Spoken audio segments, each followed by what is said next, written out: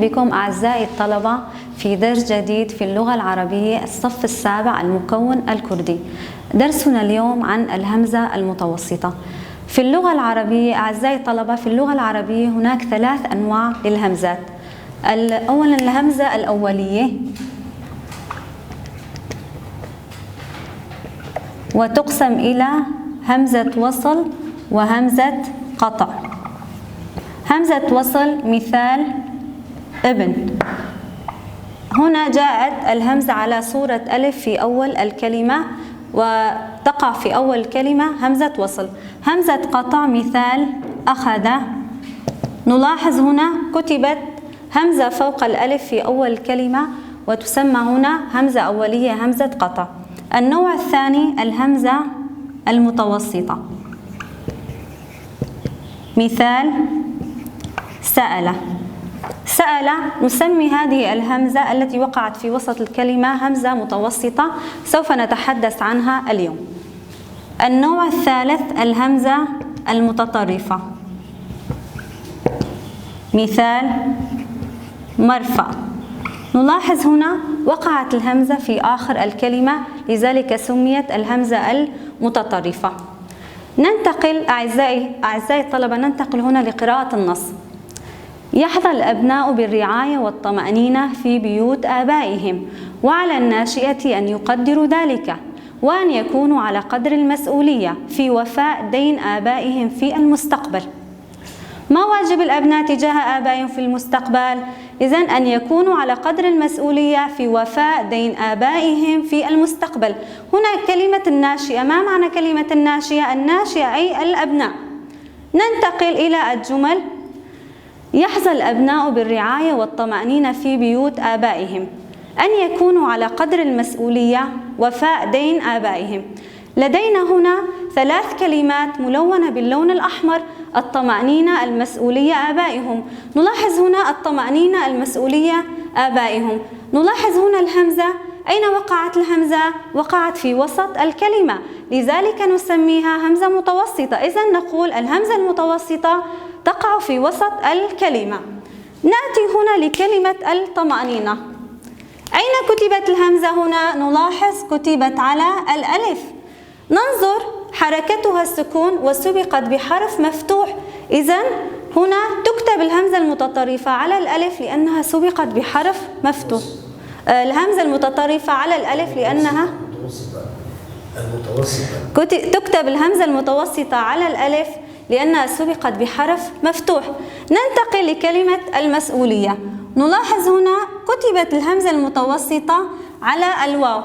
نلاحظ ما حركتها؟ إذن حركتها هنا الضمة، وأيضا سبقت حركة الحرف الذي قبلها السكون. كتبت هنا على الواو طبعا لأن حركتها الضمة. ننتقل إلى كلمة آبائهم. هنا كتبت الهمزة المتوسطة على النبرة، حركتها الكسرة وقبلها سكون، والكسرة يناسبها النبرة. إذن ماذا نستنتج؟ الهمزة المتوسطة تقع في وسط الكلمة، ولدينا مناسبة الحروف للحركات: الفتحة تناسبها الألف، والضمة تناسبها الواو، والكسرة تناسبها النبرة. لدينا هنا الجمل. ننتقل للجمل التالية. إذا قرأت فاقرأ شيئا مفيدا، يؤدي المعلم واجبه بإخلاص، كن أول البادئين بالعمل الجاد. هنا سوف نجري مقارنة بين الحركات، حركة الهمزة وحركة الحرف الذي قبلها. نلاحظ الكلمة الأولى قرأت. هنا ما نوع الهمزة؟ همزة متوسطة. ما حركتها؟ السكون. حركة الحرف الذي قبلها الفتحة. طيب أقوى الحركات هنا الفتحة، فالفتحة يناسبها الألف. ننتقل كلمة يؤدي. هنا يؤدي نوع الهمزة متوسطة، حركتها الفتحة، وحركة الحرف الذي قبلها الضمة، والضمة يناسبها الواو. ننتقل لكلمة البادئين. هنا أيضا النوع الهمزة متوسطة، وحركتها الكسرة، وحركة الحرف الذي قبلها الكسرة، وطبعا الكسرة يناسبها النبرة، فكتبت على النبرة لأن قبلها سبقت بحرف مكسور. إذن ماذا نستنتج لكتابة الهمزة المتوسطة؟ ننظر لحركتها وحركة الحرف الذي قبلها ونكتبها حسب ما يناسب أقوى الحركات. أقوى الحركات الكسرة ثم الضمة ثم الفتحة فالسكون.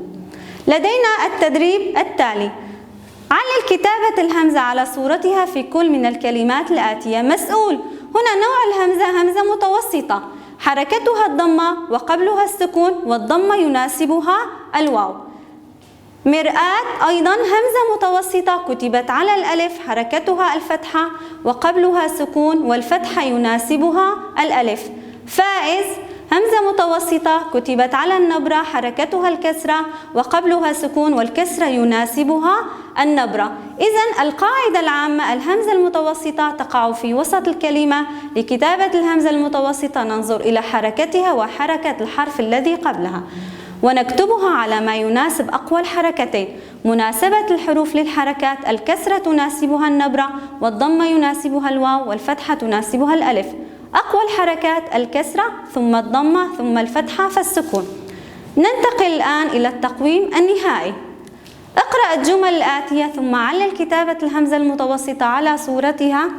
لدينا هنا كلمة فجأة.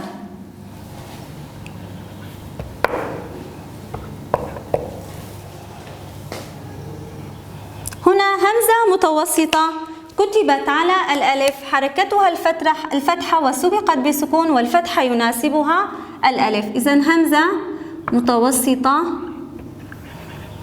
كتبت على الألف،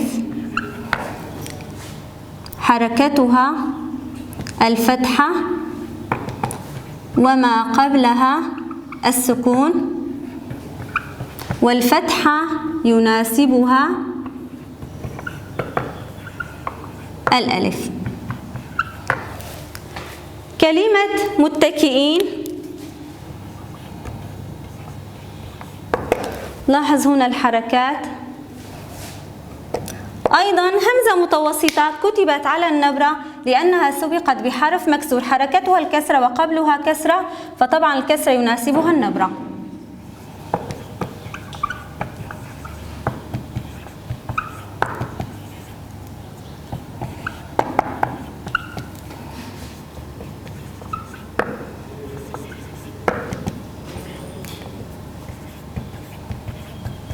إذن همزة متوسطة كتبت على النبرة لأنها سبقت بحرف مكسور.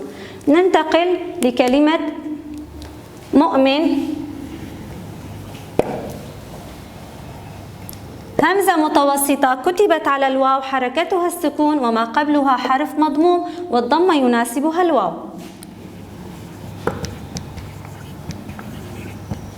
همزة متوسطة كتبت على الواو لأنها سبقت بحرف مضموم. ننتقل للسؤال الثاني. اكتب الفعل المضارع من الأفعال الآتية: سئم، أخر، اكتئب. سئم الفعل المضارع منه يسأم. نلاحظ هنا الهمزة همزة متوسطة كتبت على الألف. أخر يؤخر، أيضا يؤخر هنا همزة متوسطة كتبت على الواو. إذن يسأم همزة متوسطة كتبت على الألف، طبعا لأنها حركتها الفتحة وقبلها السكون، والفتحة يناسبها الألف. يؤخر همزة متوسطة كتبت على الواو لأنها سبقت بحرف مضموم. أيضا اكتئب الفعل المضارع يكتئب. أيضا همزة متوسطة كتبت على النبرة لأن حركة الكسرة وقبلها مكسور، والكسرة يناسبها النبرة. لقد انتهى الدرس، سنلتقي في درس آخر، وشكرا لكم أعزائي الطلبة.